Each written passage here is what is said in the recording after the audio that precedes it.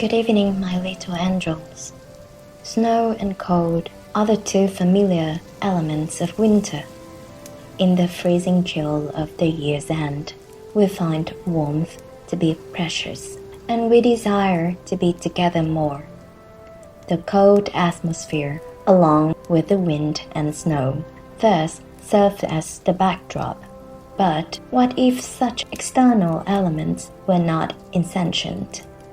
What if they, too, had wishes and emotions?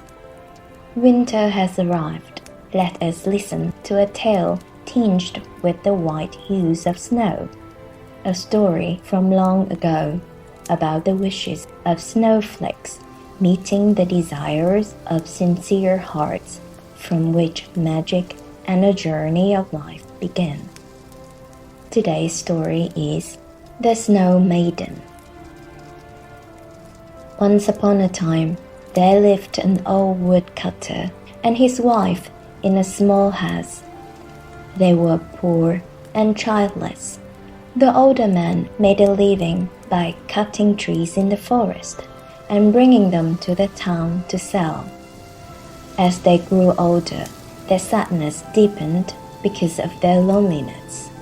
"We are growing old and weak. Who will take care of us?" the wife would occasionally ask. "Do not worry, my dear.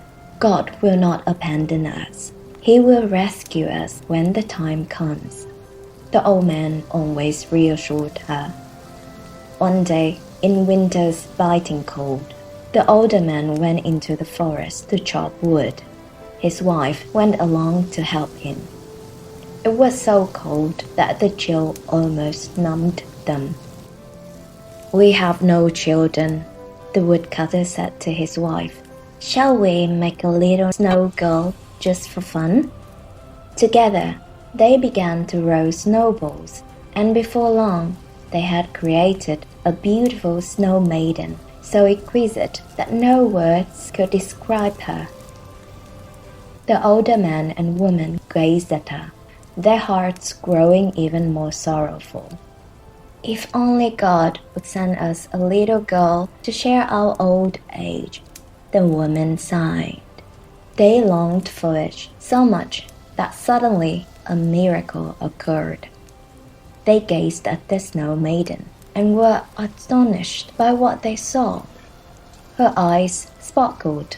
A jeweled crown that shone like fire appeared on her head. A cloak of magnificent brocade silk draped over her shoulders, and embroidered boots encased her bare feet.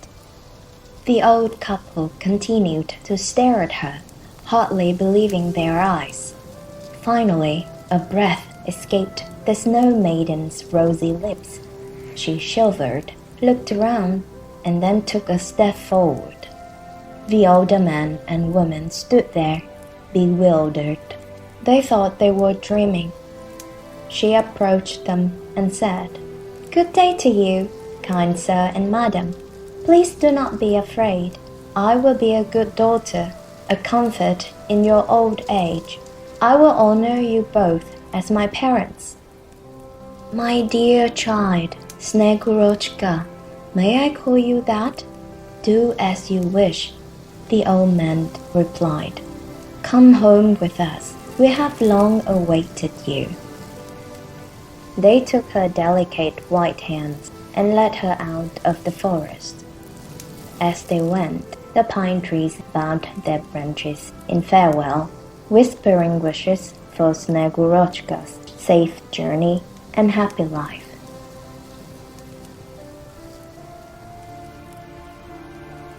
The old couple led Snegurochka to their wooden cottage, and she began her life with them there. Every day she helped them with household chores. Snegurochka was always very polite. She never disobeyed her parents. As for the old couple, they could not find enough words to praise her. They never tired of gazing at her, too, their kind and beautiful daughter whom God had granted to them. Nevertheless, There was something about Snegorochka that made her foster parents worry. She spoke little, and her small face was always pale. She appeared so white that it seemed as though blood did not flow through her veins. Yet her eyes sparkled like tiny stars in the sky. Whenever Snegorochka smiled, her smile lit up the whole wooden cottage. Time passed, and they lived together happily. One day, the older woman said to Snegorochka, "My dear child, why are you so reserved? You do not meet with friends, you always stay with us. Surely it would help if you found it boring to spend all your time with older people. You should not devote all your time to us. Go out and make friends." "I do not want to go out, Mother," Snegorochka replied. "I'm happy here, with you and Father." Then came Carnival Festival. The streets were filled with people merrymaking, singing from dawn till night. Snegorochka watched everything through the little frost-covered windows. Occasionally, she thought of her mother's words. And then, one day, she took her advice, donned her little cloak, and stepped outside to join the crowd. In the same village where Snegorochka lived, there was a girl named Kupava. Kupava possessed stunning beauty with raven black hair, creamy white skin, and gracefully arched eyebrows. One day, a wealthy merchant passed through the village. His name was Gió. He was tall and youthful. Gió met and admired Kupava. Kupava was not shy. She was bold and never declined Gió's walk invitations. Gió gifted chestnuts, spices, and bread to the village girls. He danced with Kupava. He and Kupava grew close. Because of Kupava, he stayed in the village for an extended time. On the first day Snegorochka ventured out into the streets, she met Kupava. Kupava introduced her to all her friends. From then on, Snegorochka went out more often. She grew fond of a young shepherd named Leo. In time, they became inseparable. Whenever there were dances and promenades in the streets, Leo would run to Snegorochka's house, tap on her window, and say, "Dear Snegorochka, let us go out and join the others in their dancing." One day, Gió came to the village again. At that time, the girls was dancing in the streets. Gió joined them, and for the first time saw Snegorochka, a pale and beautiful girl. From that moment on, Kupava no longer held any allure for Gió. Gió often quarreled with Kupava, and they no longer met. Kupava felt sorrowful, but what could she do? Tenderness cannot be forced, and we cannot bring back the past. Kupava realized that Gió often returned to the village after his trading trips and frequently visited the house of Snegorochka's elderly parents. Rumors that Gió had proposed to Snegorochka spread far and wide. When Kupava heard this, her heart ached.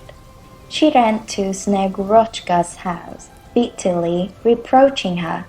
She made such a commotion that Snegorochka's parents had to ask her to leave. "I will go to the king," Kupava exclaimed. "I cannot endure this. No law allows a man to abandon a maiden, as Gió has done to me."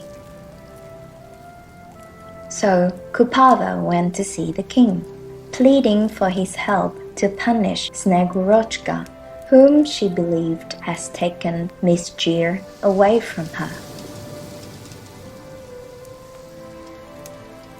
King Baranday ruled this kingdom. He was a kind and merciful king who cherished truth and cared deeply for his subjects. King Baranday listened to Kupava's story and summoned Snegurochka to court. The king's messengers came to the village and proclaimed that decree requiring Snegurochka to appear before the king. The old woodcutter and his wife were frightened, but the king's word was law. They had to help Snegurochka prepare, and they decided to accompany her to present themselves before the king. King Baranday lived in a magnificent palace with enormous oak walls and iron gates. A grand staircase led into great halls, where Bukhara carpets covered the floors, and guards dressed in bright red kaftan held gleaming axes. The palace courtyard was vast and bustling with people. Inside, the palace was luxurious. The ceilings and domes were adorned with paintings. Precious objects were neatly arranged on the shelves, and along the walls were rows of seats covered with carpet and brocade silk, and on those seats, nobles wearing tall fur hats trimmed with gold were seated. Musicians played exquisite music, tapping mallet on the surfaces of kettle drums. At the far end of the hall, King Baranday sat on a throne gilded and intricately carved. Around him stood attendants in snow-white kaftans, holding silver axes. King Baranday's long white beard reached down to his waist. His fur hat was the tallest of all present in the hall. His kaftan, made of precious brocade silk, glittered with jewels and gold. Snegurochka was frightened. She did not dare step forward or lift her head.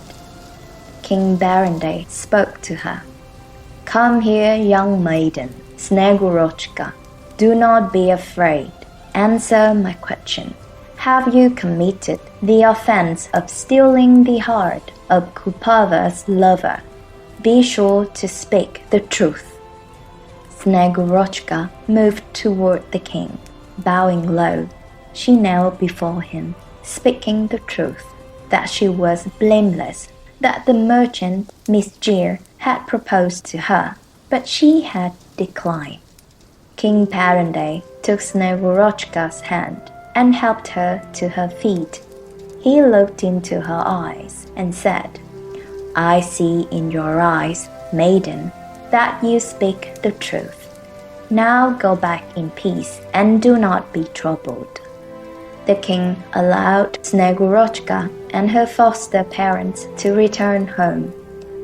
Knowing the king's decision, Kupava was furious and heartbroken. She never saw Snegurochka again.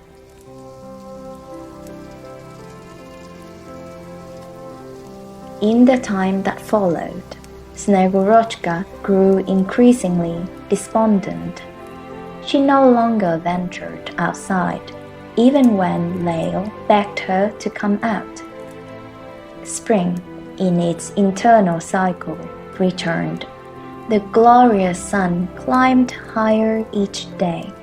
The snow melted, tender grass sprouted, bushes turned green, birds sang merrily and built their nests. But the more the sunshine increased, the paler and more melancholy Snegurochka became. One beautiful spring morning, Leo came to Snegurochka's small window and pleaded with her to go outside with him. "For just a little while," Leo implored. After many refusals, At last, Snegurochka's heart could no longer resist Lael's earnest pleas. She went with him to the edge of the village. "Lael, please play your flute for me," she said. Snegurochka stood before Lael, now almost lifeless. Her legs felt numb, and no blood flowed in her face. Lael took out his flute and began to play Snegurochka's favorite tune. Snegurochka stood silently, listening to the melodious flute, with tears streaming down her cheeks. Her legs gradually melted away beneath her. Snegurochka thought of her elderly foster parents, who had brought her into life with their heartfelt wish, of all she had experienced, of the people she had met, among whom were friends, loved ones, joy, sorrow, feelings, and the tears that had fallen. Snegurochka collapsed onto the moist earth amidst the flowers, and in the warmth of the sun, she disappeared. The Snow Maiden Snegurochka stepped into the world of humans during a fleeting winter, and she came to know, to hold in her memory, the most beautiful and pure things. A soul that knows how to feel joy, love, anger, sorrow, fast growing. Spring arrived. Snegurochka returned to Mother Nature with a wistful and sad heart. Yet she forever carried the most beautiful crystal of her journey as a human. Today's story time is over. I wish you a good night and see you again soon.